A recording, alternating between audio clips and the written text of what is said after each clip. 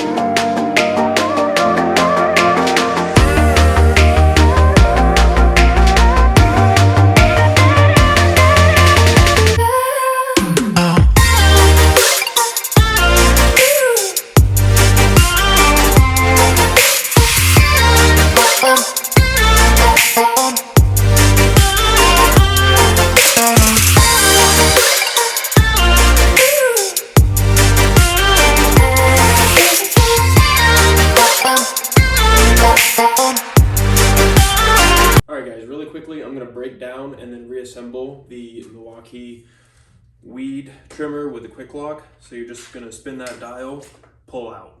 Simple as that. Put it back, push it in, you hear it lock, spin the dial back up, and you're good to go. Simple thing with a battery, take the battery out. You know, all this is able to be done with one hand. It's extremely light. Slap it back in. I mean, you know, there's nothing to this.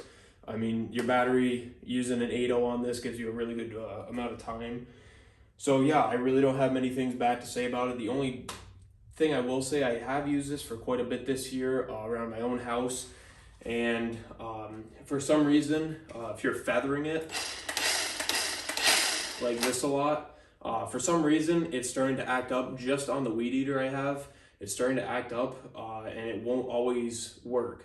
It basically sounds like it's just cutting out. I'm not sure if it's with the quick lock section itself. It seems like the shaft here is fully connected and everything's working fine with that. And I've used multiple different batteries, so I'm really not sure what it is, but it only seems to happen with the weed eater attachment, which is really strange because it works fine with the Hedger and the Edger and all that other stuff. So yeah, other than that though, even if you do have to get a new one of these, they're really not too expensive. It's a really small startup cost, and they're extremely durable, and you use them a lot. So I highly recommend them. So next up, guys, I want to go over the Hedger attachment. This does have the multiple points that you can lock it into.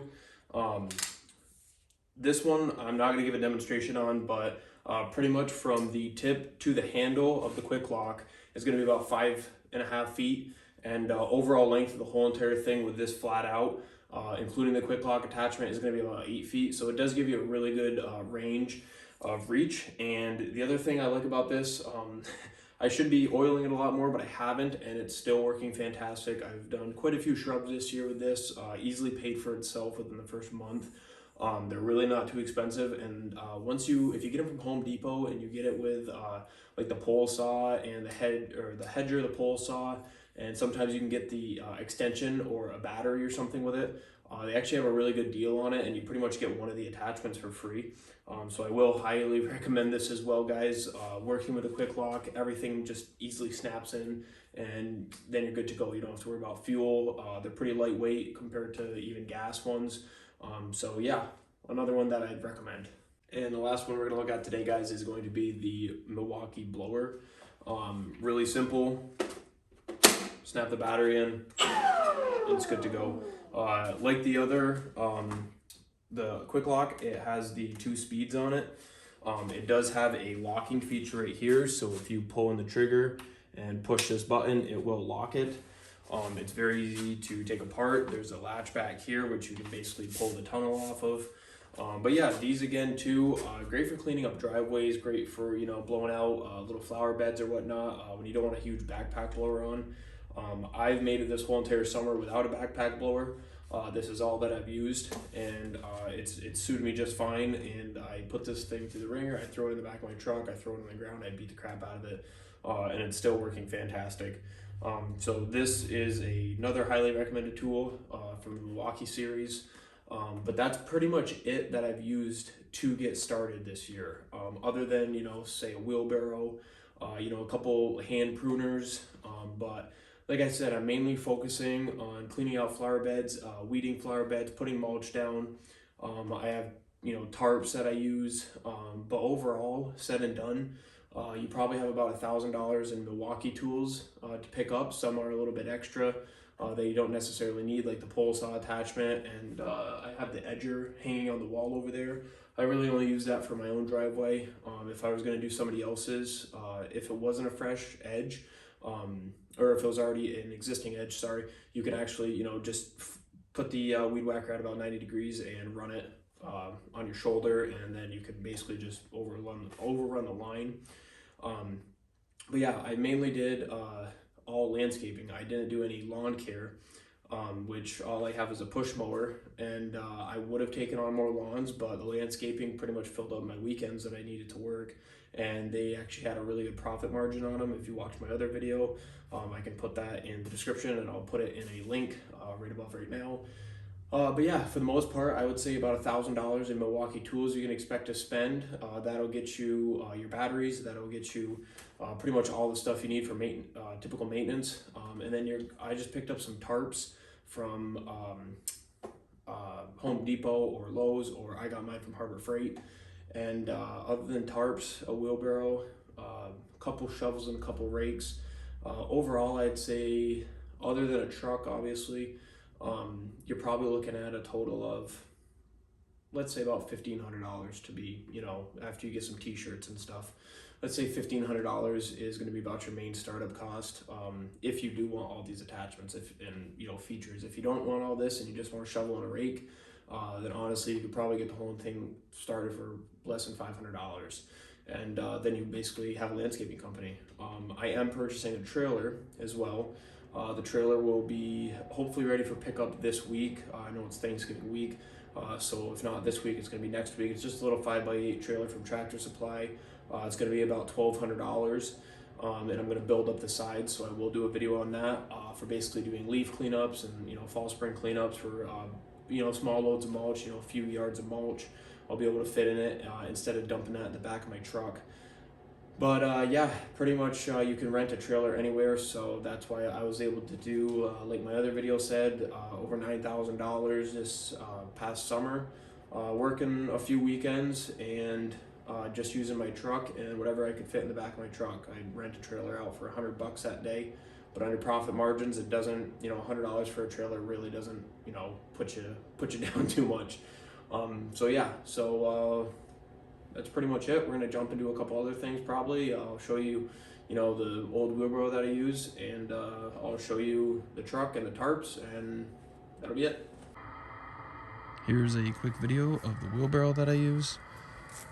Nothing special, pretty rusted out, pretty banged up. It does have a new rim and tire though, so that's nice. But yeah, that's really all you need. You don't need anything fancy. So here's the truck, guys. It's a Ford F-150.